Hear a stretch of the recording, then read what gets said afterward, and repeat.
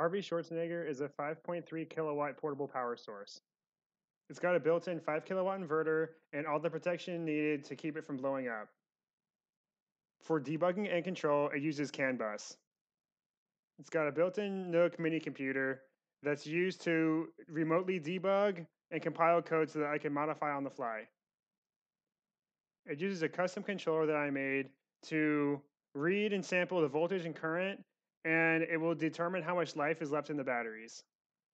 It also monitors the temperature, the discharge, and the charge to keep the battery safe. The system is weatherproof and rated IP65. I will now show how I remotely monitor the signals over CAN so I can see the system's performance. First, I'll remotely log into the Nook through TeamViewer. I'll then log into Windows on the Nook. Once logged in, you can see that Pecan Explorer is already open. This shows all the debug signals and real-time data that's coming from the RVschwarzenegger controller.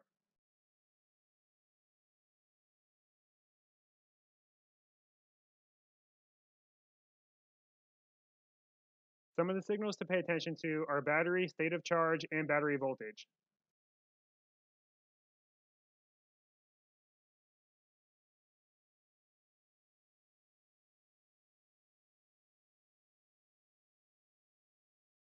We also care about how much power that we put into the batteries during charge, as well as how much power is coming out of the batteries during discharge.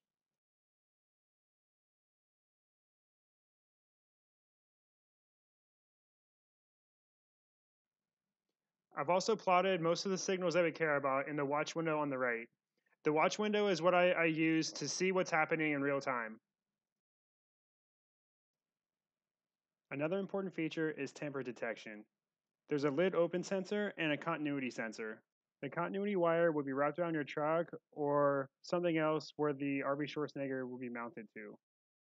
If the lid is opened or the wire is severed, then the alarm goes off. You can see the charge relay states, as well as the battery and inverter temperatures. We also have the ambient temperatures, so we know whenever we should turn the fans on and off. This happens automatically based off of the environment inside of the box. We also have alerts and faults that are thrown whenever the system is in distress.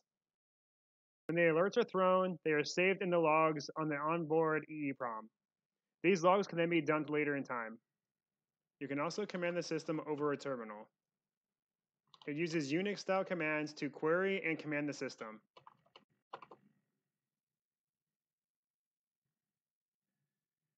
Now let's see how much power that the system can output.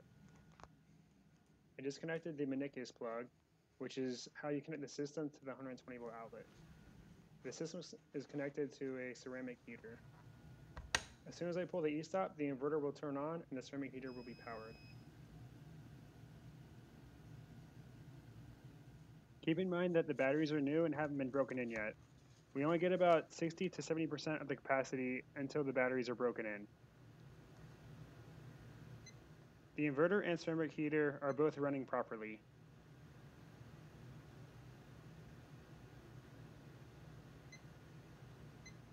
The ceramic heater will briefly pull 1 kilowatt.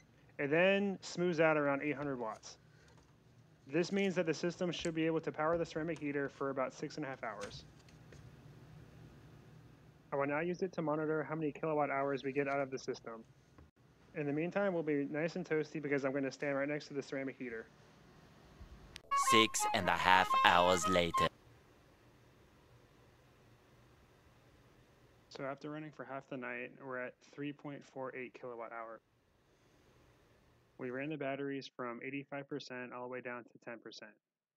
If you extrapolate out the data, then we would have gotten about 4 kilowatt hours.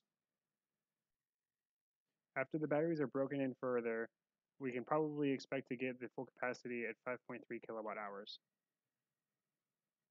When any of the 4 batteries get below 8% SOC, or state of charge, then the inverter will turn off automatically. The system will not turn back on until all 4 batteries are charged. Looking at the data, the test run ran smoothly. Look for RVschwarzenegger in a campground near you.